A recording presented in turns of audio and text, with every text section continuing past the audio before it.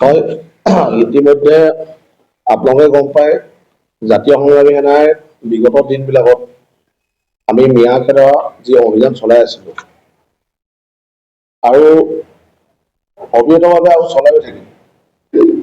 কেইদিনমানৰ আগত আমি দেখা পাইছিলোঁ যে জাতীয় সংগ্ৰামী সেনাৰ গোলাঘাট জিলাৰ কাৰ্যকৰী সভাপতি সঞ্জীৱ দাসৰ ঘৰত আক্ৰমণ কৰিছিল কিছুমান বংগমূলীয় মুছলমানসকলে আৰু তেখেতৰ ওপৰত এটা অভিযোগ আহিছিল যে তেখেতৰ পুত্ৰই এটা মাৰ্ডাৰ কেছত ইনভলভ হৈ আছে বুলি।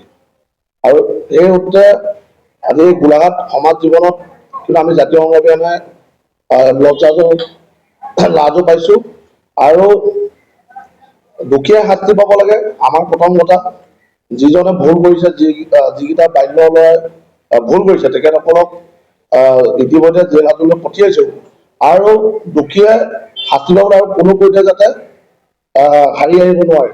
আপোনালোকে গম পায় যোৱা 30 ডিচেম্বৰ তাৰিখে হামদৈৰ পুলৰ ওচৰত যিটো ঘটনা হৈছিল আজিও কিন্তু মূল অভিযুক্তগৰাকীক কিন্তু ধৰিবৰ কাৰণে গোলাঘাট পুলিচ প্ৰশাসনে আজিলৈকে ধৰিব নোৱাৰিলে।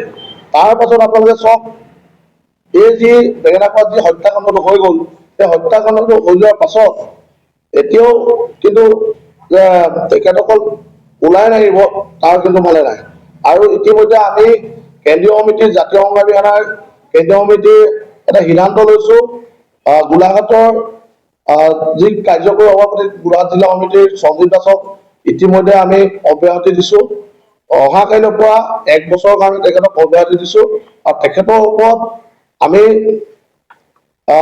কিছুমান আৰু ব্যৱস্থা ল'বৰ কাৰণে আমি এখন তদন্ত কমিটি আমি বনাই দিম কেন্দ্ৰীয় সমিতিৰ ফালৰ পৰা।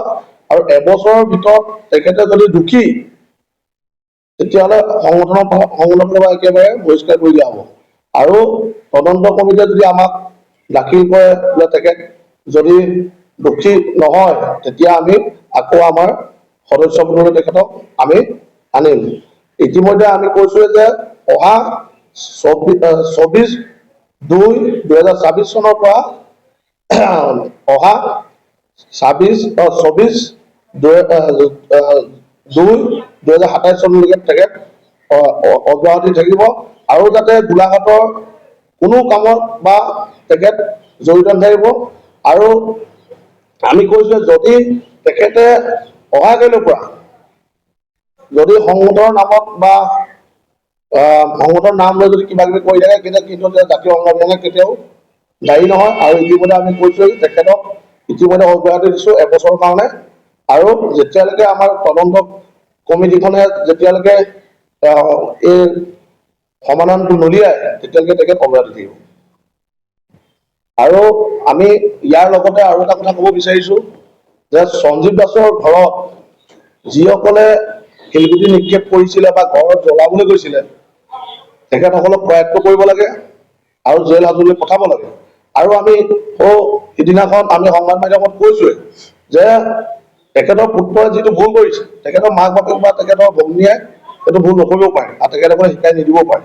সেইটো কাৰণে আমি মানৱীয় খাতিৰত যিহেতু তেখেত আমাৰ সংগঠনত কাৰ্যকৰী সভাপতি হৈ আছিল সেইকাৰণে আমি পুলিচ প্ৰশাসনক কৈছোঁ যে যিকেইজনে তাত আমি যিটো ভিজুৱেল পাইছোঁ যিটো আমি দলুৱা যি শিলগুটি নিক্ষেপ কৰা যি ভিজুৱেল পাইছোঁ তাৰ ভিত্তিত আমি যিহেতু পুলিচ প্ৰশাসনক কাগজো দিছোঁ অতি শীঘ্ৰে যাতে তেখেতসকলক চিনাক্ত কৰি এৰেষ্ট কৰিব লাগে আমাৰ সেইটো দাবী থাকিব।